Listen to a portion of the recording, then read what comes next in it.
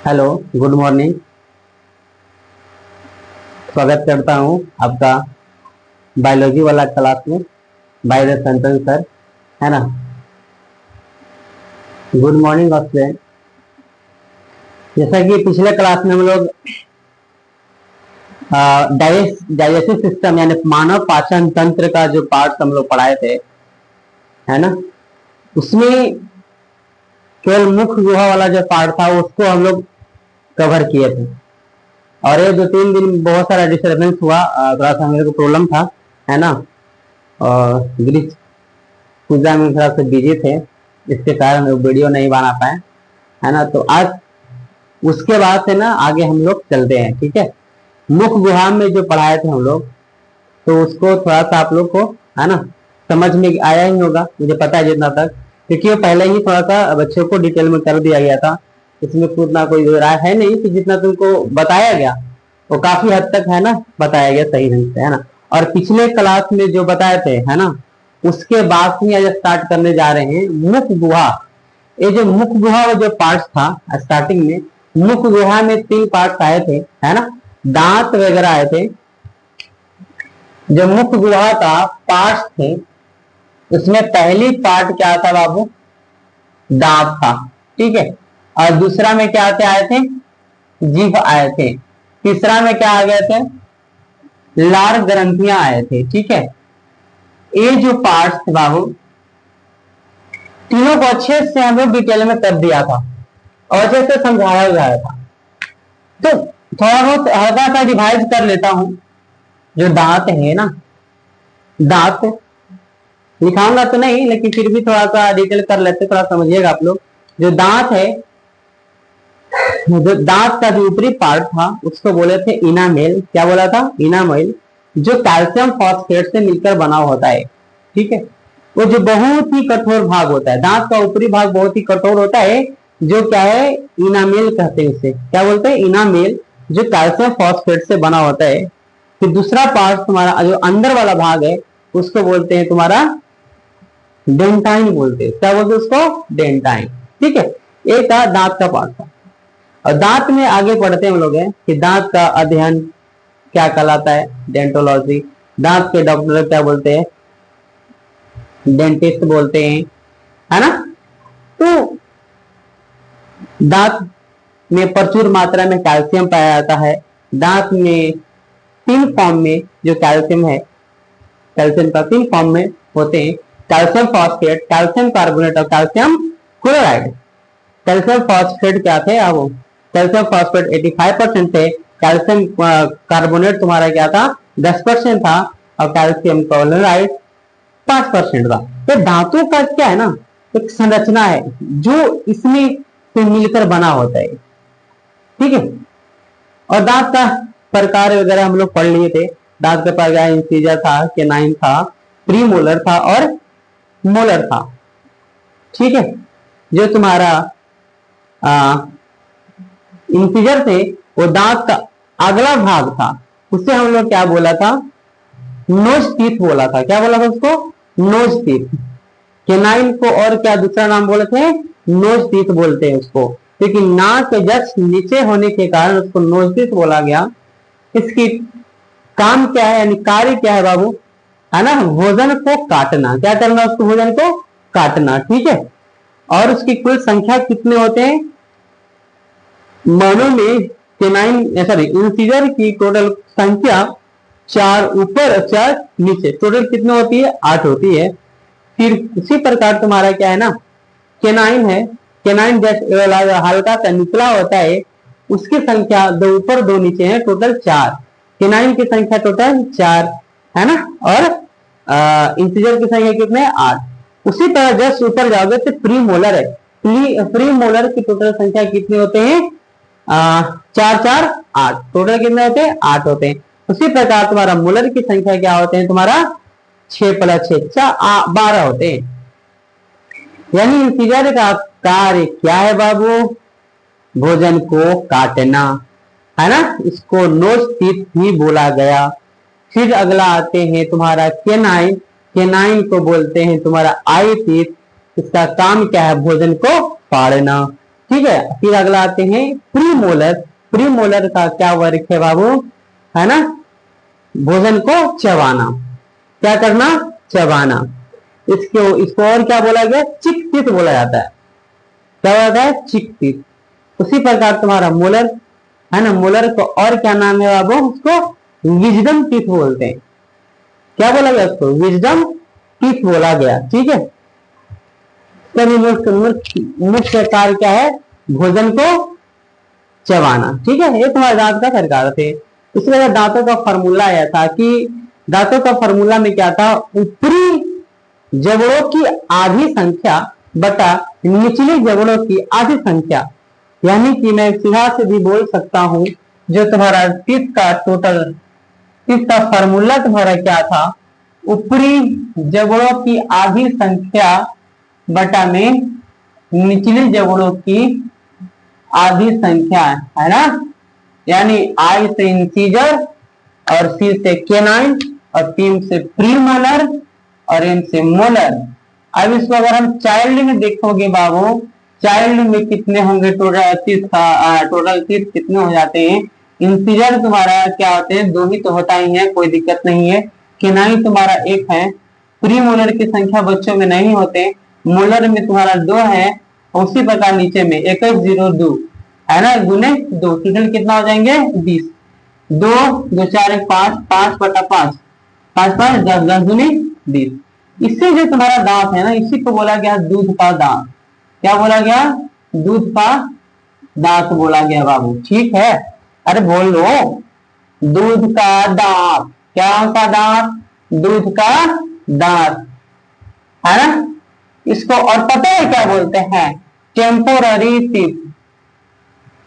क्या बोला गया इसको, टेम्पोररी टीथ बोला जाता है।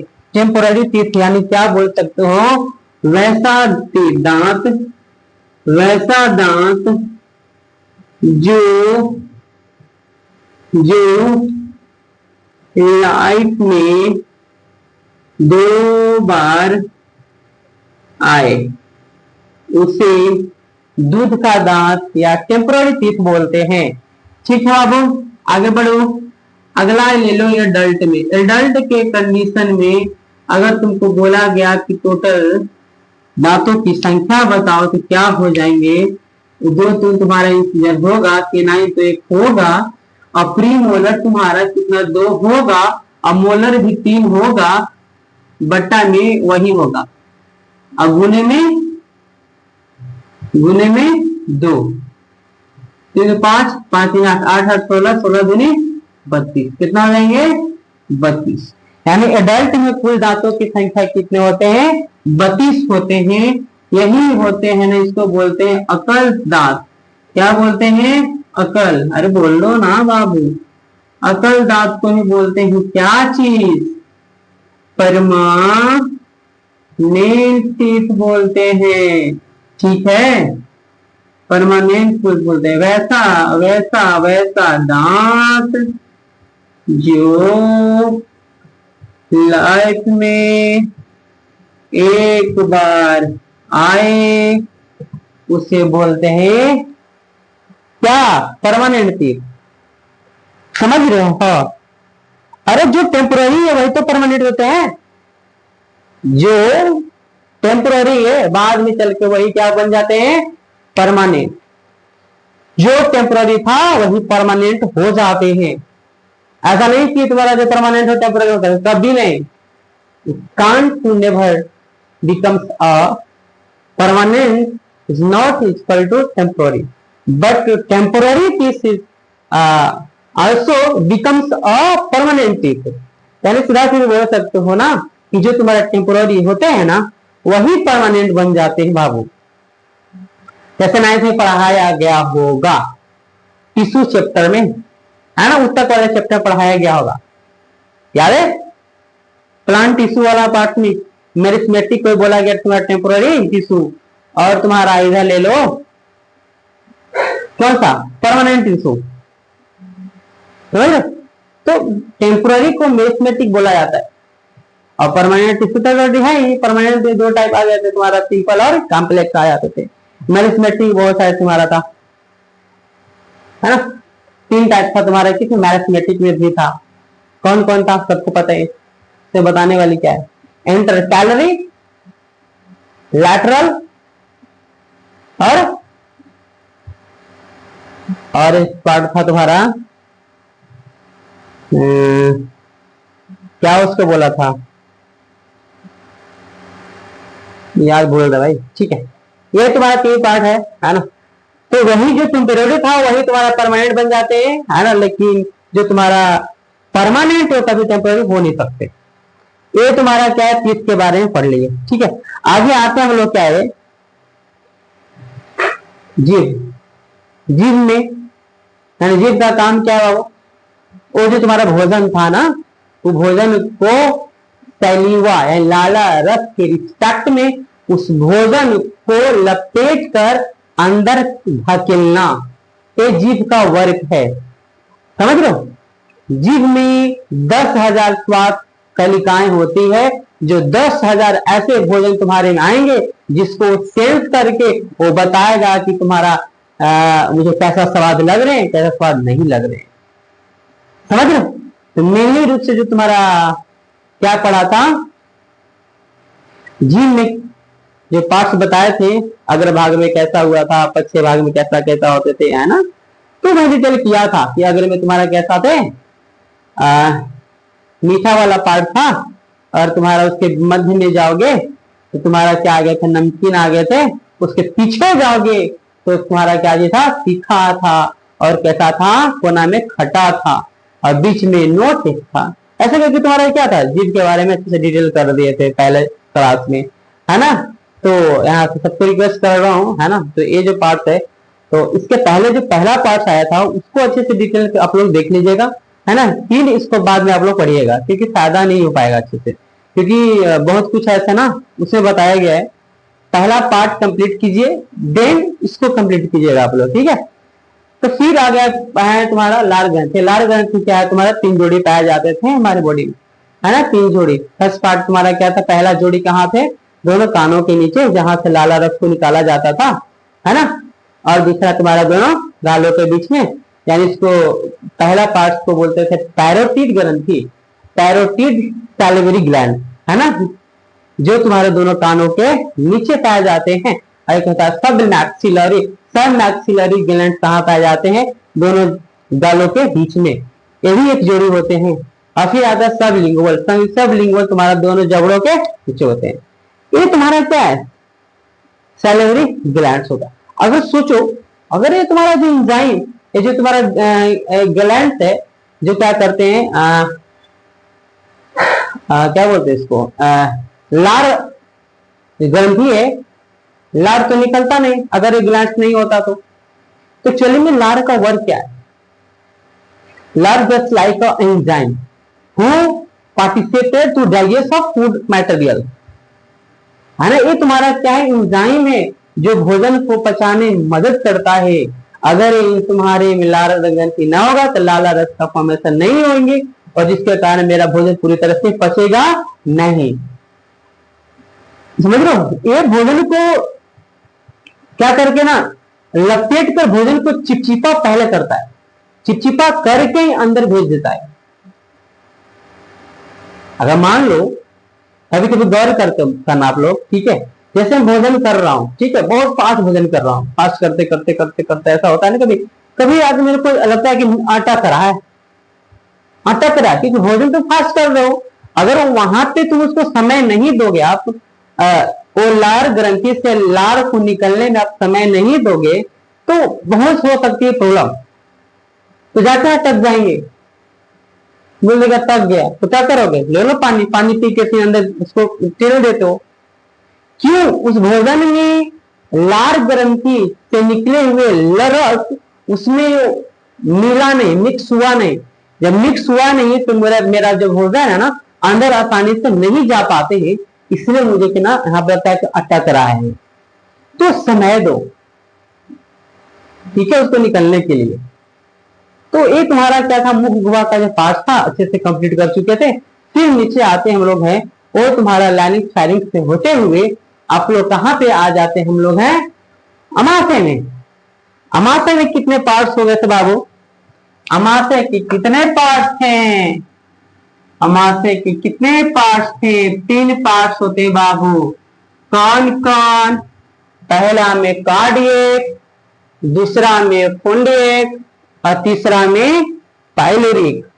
यानी ये तुम्हारा मुख्य गुहा पहला था। दूसरा में आप लोग आइएगा तो क्या है? अमाशय। क्या है बाबू? अमाशय।